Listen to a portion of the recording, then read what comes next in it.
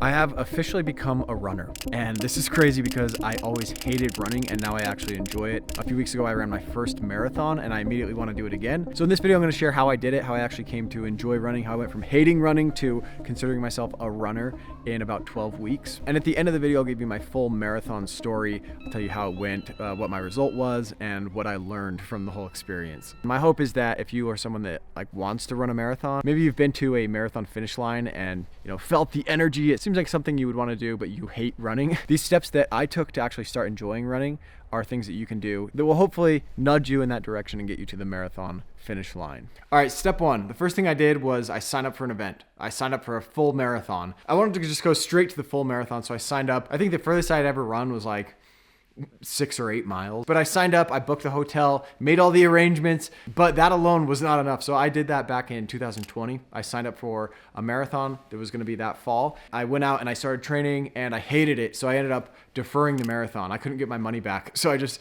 deferred to the next year. The next year came. Again, I went out and trained a little bit and hated it. So deferred again and deferred again until finally 2023, I decided you know what? I'm doing this. This is going to be my year for running.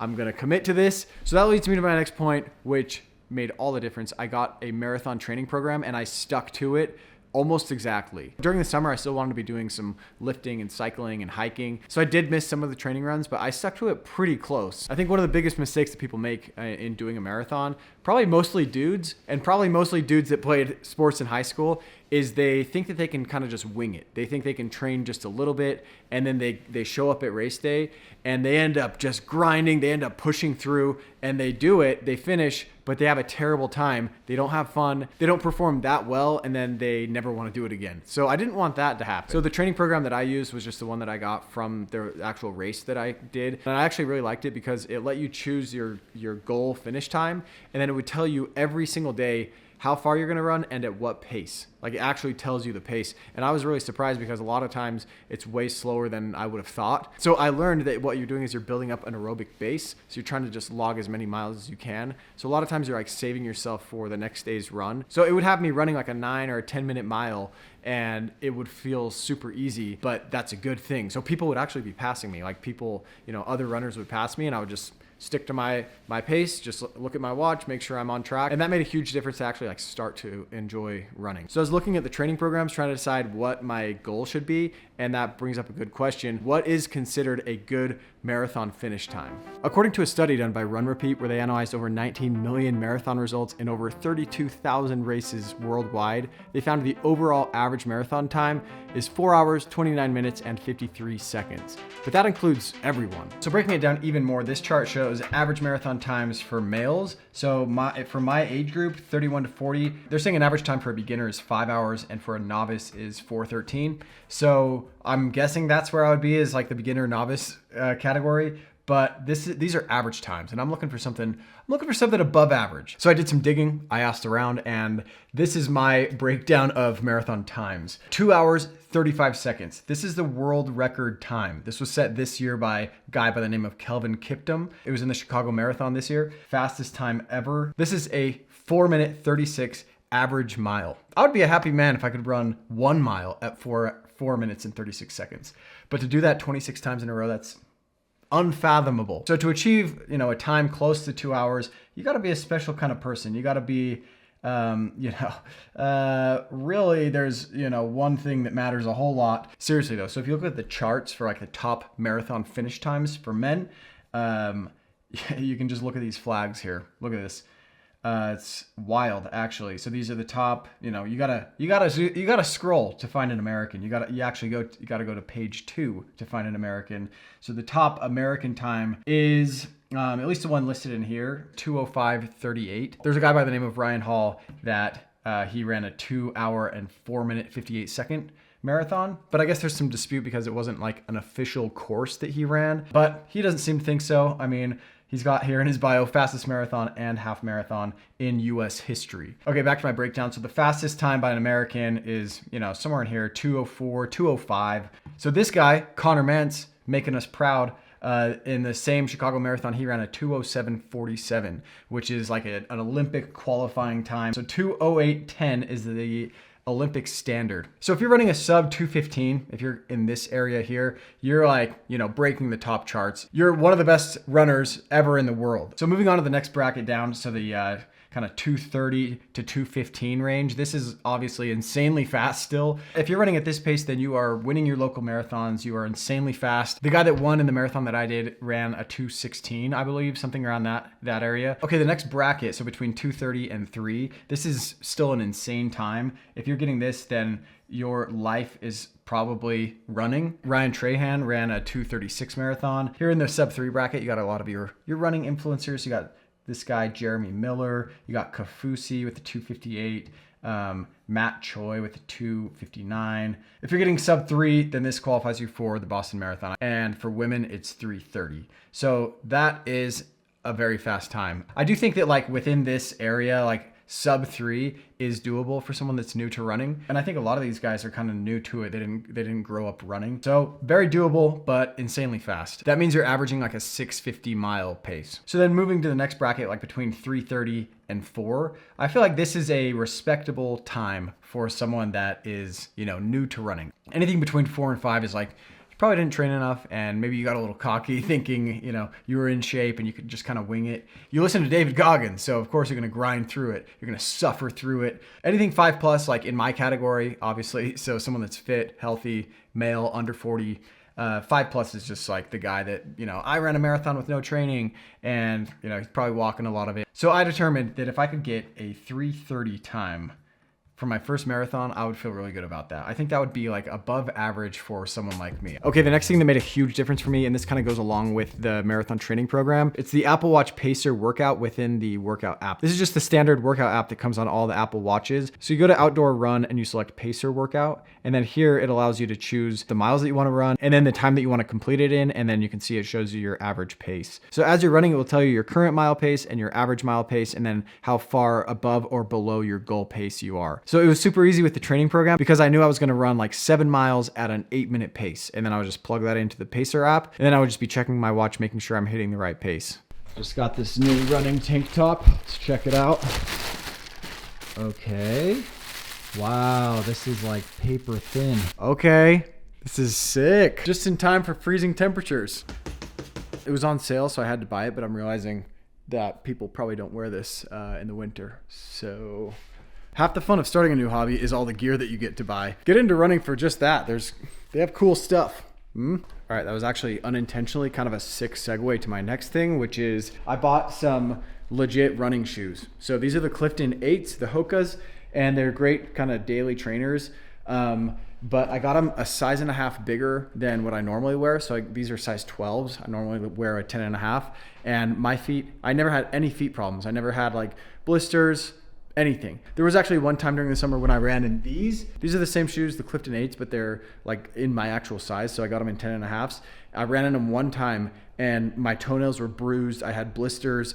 So having some good shoes in the right size makes a massive difference. Okay, the next thing is I would do all of my runs in the prettiest places that I could get to that were, reasonably close to my house. So I would always drive to, there's a running trail that goes up the canyon near my house. It's super pretty and it's kind of shaded. There's another really pretty area that has like nice view of the valley. It just feels good. It's like another thing to look forward to and another thing to get you out on the run. I still don't like running from my house, like leaving out my front door and just running around here, even though we have great paths and sidewalks around here, but I don't like having to stop at intersections. I don't like breathing in the exhaust from the cars. If I'm close to my house, the temptation to just run home and cut the run short is too big. So I had my go-tos where I was pretty much doing the same runs over and over again. I like it that way, so I'm not having to make a bunch of decisions. And the next thing is I did almost all of my runs first thing in the morning. So I'm going out running on basically an empty stomach. So I would wake up and eat like oatmeal or something small and go and run. I don't like having, all the day's meals sloshing around in my stomach as I'm running. Plus it's a good way to start the day. You get the run out of the way. You get cooler temperatures in the summer, and most races are like first thing in the morning. They're super early in the morning. So you're kind of simulating race day. Those were the things that made the biggest difference for me to actually break that threshold to the point where I actually enjoy running and now consider myself a runner. And now the marathon story. Okay, so what was my marathon result? Like I said before, I was aiming for a sub 3:30 time. I really wanted to get it. But the longest I'd run in training was 20 miles. So I had done 3 20-mile runs in training the weeks leading up to it. The pace that I was doing those runs in was super slow. So they were like 9-minute miles, or it was like between a 9:30 and a 10:30 mile. If I was going to break the 3:30 time, I would have to average about an 8-minute mile, which I'd only, like the max I'd done 8-minute miles for was like 7 or 10 miles. Like I had never gone that fast for that long. We drove down the night before and I'm already kind of stressing out because it was like a road trip. It was a 4-hour road trip with 3 kids, which is already kind of stressful. So I had a 5:15 bus time. So I had to be at the bus at 5:15, which meant I had to wake up at 4:30. So I was really stressed about like getting to sleep. And we had booked a hotel room, just one little single room for me, my wife, and our 3 kids. And one of them is a 6-month-old who's still not sleeping through the night. So I'm like stressed that my sleep is going to be terrible and that's going to affect the whole race as well. So we go and eat, we do packet pickup and then get to the hotel. And by this time it's dark. All the hotels are booked out. And so we unload our family. We got our 3 kids, we got the cart with all the luggage and go in to check into our hotel room. And they can't find a reservation. So I'm like frantically looking through my email and because I swear I booked a room. Like I said earlier, I had made all the reservations. Like I signed up for the marathon, I booked the hotel. They can't find a reservation. So we go into scramble mode, just looking for a place to stay that's not too far away from the start line because like I said, I'm already worried about getting to the bus in time. So we made some calls and we were super lucky that my parents were actually with us. So we were able to stay at a family friend's house, which was completely empty and very close to the start line. So it was way better. I ended up getting my own room. I'd have to share a room with, a little 6-month-old that's not sleeping well. And then have to worry about like waking everyone up as I, woke up at 4:30 to get all prepped. Okay. So I wake up 4:30 on time. Everything's going super smooth. I eat my oatmeal just like always. And then my dad takes me to the starting line. Chatting with the guy I sat next to, everyone's super friendly at the marathon. And you get up there to the start line and it's like Mad Max. It's crazy. There's like fires everywhere trying to keep, they're trying to keep everyone warm. Everyone has like these space blankets on, smoke in the air. Everyone's like jittery. Everyone's excited. People are dancing. People are crying. No one was crying. So they announced that the race is about to start. So I make my way to the start line, but there's like thousands of people there. And it looks like a concert. And they've got all the pacers kind of like staggered throughout. So I try to find the 3:30 pacer because that's what I'm aiming for. That's like my goal time. I need to hit 3:30. So I get as close as I can to him, but there's so many people that like I can't get that close. So I'm not actually with him. The race starts and I do my little pacer app. It's immediately awesome. Immediately it's so much fun. Like there's so many people and you're just cruising. I wasn't really in like control of my pace in the first few miles because there's just so many people. I didn't want to be like running past everyone. So I just and I didn't want to burn out in the beginning. So I just kept it chill, just cruising along. So I'm taking it pretty easy. I'm sticking at like a 8 to 8:30 pace, which looking back is probably stupid. Like I probably should have just stuck with my, if you're trying to have an average of 8 minutes, then 8:30 is going to be way too slow. So that was probably the first mistake, but I was feeling really good. And as I was going, I started to have to pee. This sucks because I didn't want to have to stop. And I see people, random people kind of peeling off to go pee. And I knew I was going to have to do it. So I just when I saw the opportunity, ran over, peed as quick as I could. And then when I came out, I saw the 3:40 pacer there. So I was like, oh crap, I'm already behind kind of by a lot. So I kind of run hard to catch up to him and then to pass him and try to maintain that, my race pace, which has to be like a 7:55 to 8-minute mile. So I'm cruising along at that pace and the first 10 miles just flies by. You just feel amazing. And I had my new shoes on, so I'm just cruising, just flying. So passing the halfway point is when I started to feel it. I started to feel like this is kind of fast. This is faster than I'm used to. And my legs are kind of starting to hurt. But then at that point I locked in with these ladies that had this rock solid pace. I could tell that they were runners. So I just stuck with them, but I was hurting. I was not wanting to go any faster when I was with these ladies. And I'm they're gonna pass me up and leave me behind. Cause I don't know if I can maintain this. And then mile 22 rolled around and I started to think I'm not going to make my time. I'm not going to make that 3:30 goal if I don't pick up the pace right now. So at that point I was with the ladies and I just took off. So we were going down a hill, which helped. I put on music actually. So I had been listening to podcasts the whole time. And then I finally turned on music and all of a sudden like went into this different mode, and I was flying. So at mile 23, I see my family. I'm feeling good. I'm going fast, and I feel like I'm going fast. Looking at the video, it didn't look like I was going that fast, but You were going fast. It was like decently fast, but I mean, yeah. So I was feeling really good, and I was passing people. I was like passing everyone at that point. Mile 24 was, I think, my fastest mile. It was like a 6:47 mile. I've got my music blasting, and then mile 25. So mile 25, I'm like dying and like in a lot of pain. And I feel like I've maybe pushed too hard, too fast, or too early, and that I like gassed myself out, and I'm gonna have a slow finish, and still haven't seen the pacer. And I start to get all the negative thoughts of like, you know what? A 3:30, what's a 3:35 time? What's a 3:37? That's respectable. That's a good marathon time. For your first time, like you can back off a little bit. Like I start getting those thoughts. You're gonna hurt yourself. Like you shouldn't be pushing this hard. You're gonna fall down. Like I actually thought like my legs are gonna give out and I'm gonna fall. I'm having all these thoughts, and I'm like probably at like close to my limit. But then I had a distinct memory of a time when I was playing lacrosse. So I played lacrosse in college. So there was a time we were in the semifinals of the national championship tournament, and it was the fourth quarter. So it was in Greenville, South Carolina. So it's like humid, like hot and humid. And fourth quarter tie ball game, and I'm dead. And I have a distinct memory of chasing after a ground ball. It was like a 50-50 ground ball. So me and this other guy running after the ball, and I let up. And I kind of let him get it. And then we ended up losing the game. And so I have that distinct memory of like quitting, you know? I didn't like stop playing, just like I wouldn't have stopped running, but I wanted to let up. So this memory comes into my mind, and I start yelling like, is that who you are? Is that who you are?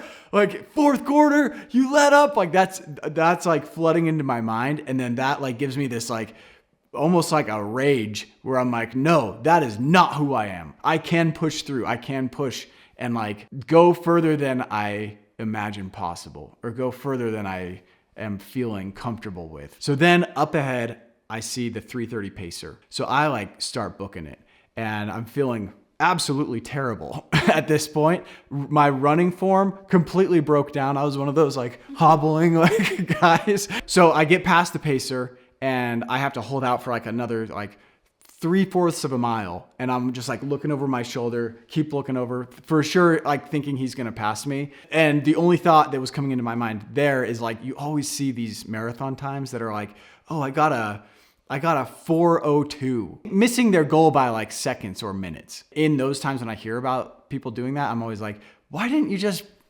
push a little harder? Like get your time, push a little bit harder and do what you set out to do. So that's all that was running in my mind. And I'm like dead. I full on like, it's not even like cardiovascular wise. It's like the muscle fatigue, like the joints, my knees, my feet, my ankles, and just feeling completely done and like wanting to collapse. I was able to hold out, kept the guy behind me, ended up finishing with a 3:28 marathon time for my first time. So I accomplished my goal. I beat the sub 3:30 time. There's something so cool about attaching your name to a time. You know, like I now have a 3:28 marathon time, and people can go look it up. You can go look up St. George Marathon results, and you'll see Jake Farron 3:28. You're committing to do something, you're training and sacrificing to accomplish this goal. There's something about putting your name out there with everyone else competing and working to get better. Now I have like a time that I can try to improve on. The energy and the excitement of the event and all the people is just so much fun. So go run a marathon. I think you can do it.